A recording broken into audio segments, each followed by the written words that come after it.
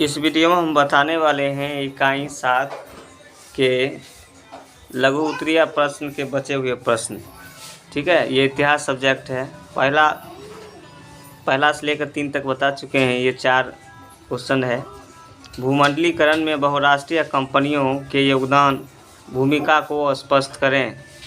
उत्तर: भूमंडलीकरण राजनीतिक, आर्थिक, सामाजिक, वैज्ञानिक तथा सांस्कृतिक जीवन के विश्वव्यापी समायोजन की एक प्रक्रिया है जो विश्व के विभिन्न भागों के लोगों को भौतिक व मनोवैज्ञानिक स्तर पर एकीकृत करने का सफल प्रयास करती है। भूमंडलीकरण की प्रक्रिया में बहुराष्ट्रीय कंपनियों का महत्वपूर्ण योगदान है। बहुराष्ट्रीय कंपनियां व्यापार, निवेश व तकनीकी प्रवाह द्वारा विश्व के कोने कोने में अपना महत्वपूर्ण योगदान दिया है। इन कंपनियों के माध्यम से लोगों को जीविकोपार्जन के कई नवीन अवसर प्राप्त हुए हैं। ठीक है, उसके बाद क्वेश्चन नंबर 5 है। 1950 के बाद विश्व अर्थव्यवस्था के पुनर्निर्माण के लिए किए जाने वाले प्रयासों का वर्णन करें। ठीक है, इसमें कुछ छूट गया है।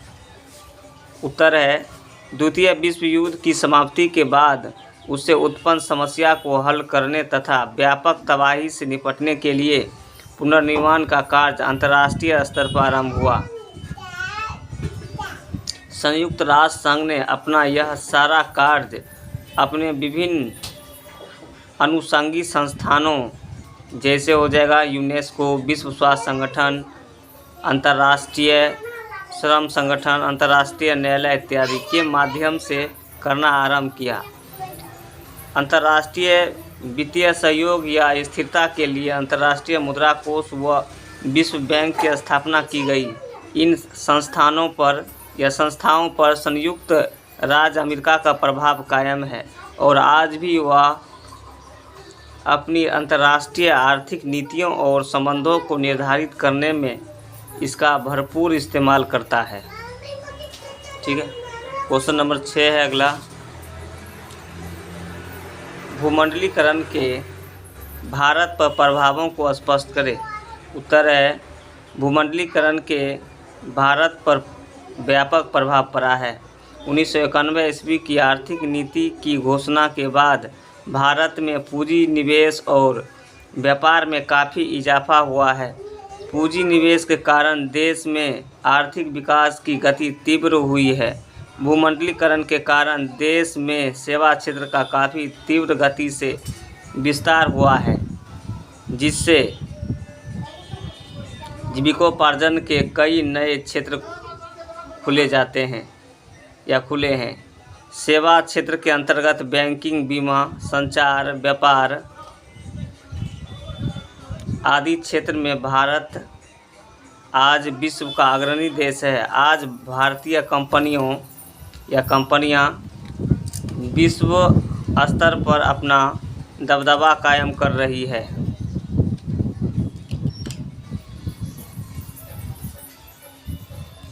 ठीक है,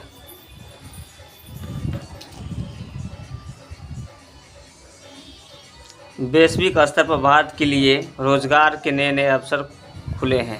ठीक, उसके बाद क्वेश्चन नंबर 7 है। क्वेश्चन नंबर 7 है इसमें, ओह माय गॉड, उड़ गया।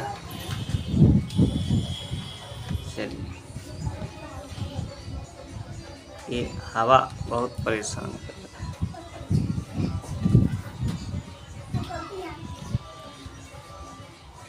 क्वेश्चन नंबर 7 है: विश्व बाजार के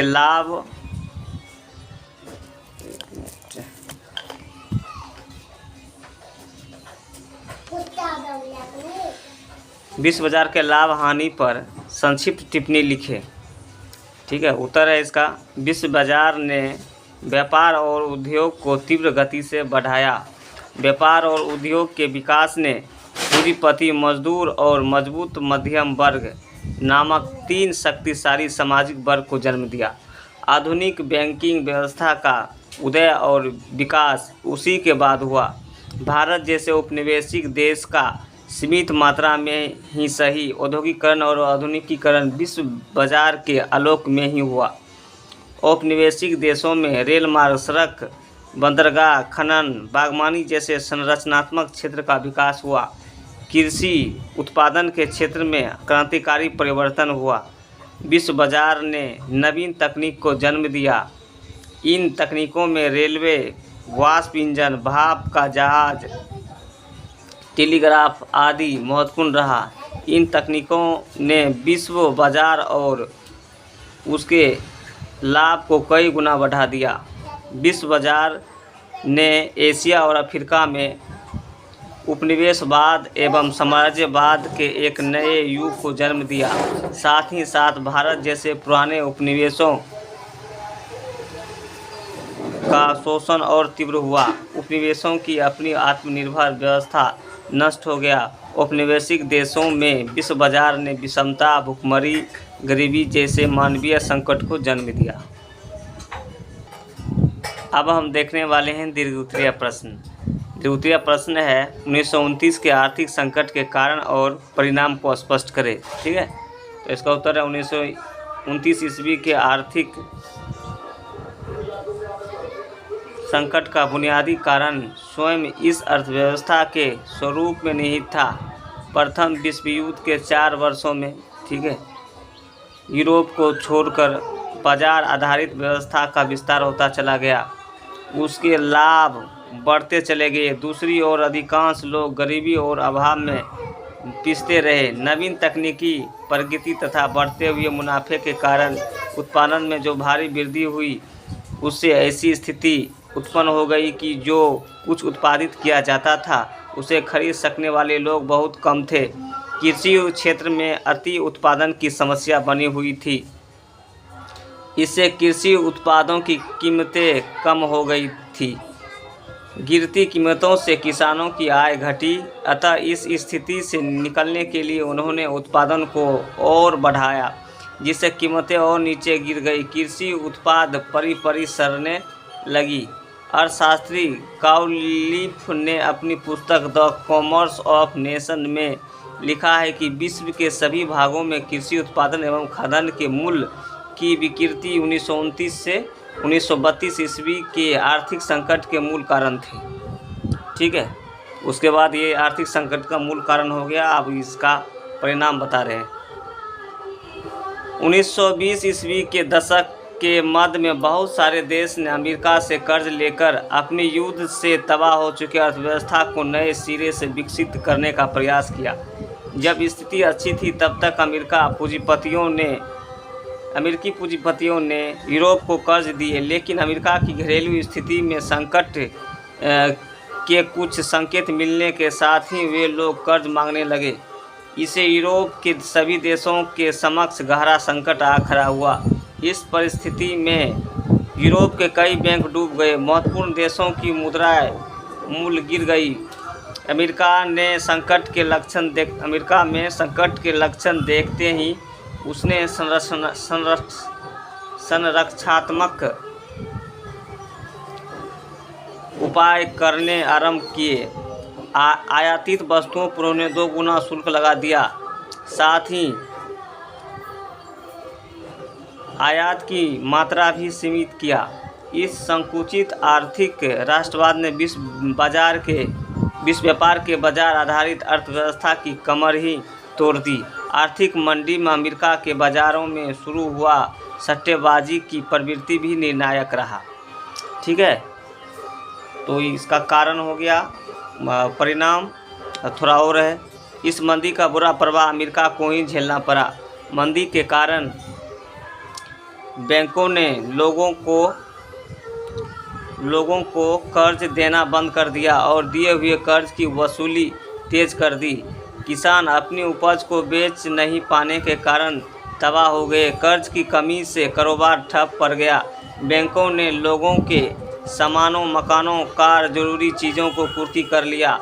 लोग सड़क पर आ गए। कारोबार ठप पड़ने से बेरोजगारी बढ़ी। कर्ज की वसूली नहीं होने से बैंक बर्बाद हो गए एवं कई कंपनियां बंद हो गई। 1933 ईस्वी तक 4000 से ज़्यादा बैंक बंद हो चुके थे और लगभग इकाई दही सैकड़ा हज़ार 10 लाख, ठीक है। 1,10,000 कंपनियां चौपट हो गई थी। अन्य देशों पर होने वाले आर्थिक प्रभावों में जर्मनी और ब्रिटेन इस आर्थिक मंदी से सबसे ज़्यादा प्रभावित हुआ। महामंदी ने भारतीय व्यापार को भी प्रभावित किया। 1928 से 1934 के बीच देश के आयात निर्यात घटकर लगभग आधी रह गई। कृषि उत्पाद की कीमत काफ़ी गिर गई, जिससे भारतीय किसान काफ़ी प्रभावित हुए। सरकार की तरफ से किसानों को कोई रियायत नहीं दी गई। इस मंदी ने सविनय अवज्ञा आंदोलन को आरंभ करने में महत्वपूर्ण भूमिका निभाई। तो इसके बाद हम दीर्घ प्रश्न संख्या 2 बताएंगे और ये वीडियो यहाँ तक ही रहेगा, ठीक है। अगर वीडियो अच्छा लगता है आप लोगों को तो हमारे चैनल को सब्सक्राइब करें और अधिक से अधिक लाइक शेयर करें ताकि और वीडियो बना सकें। Thank you for watching.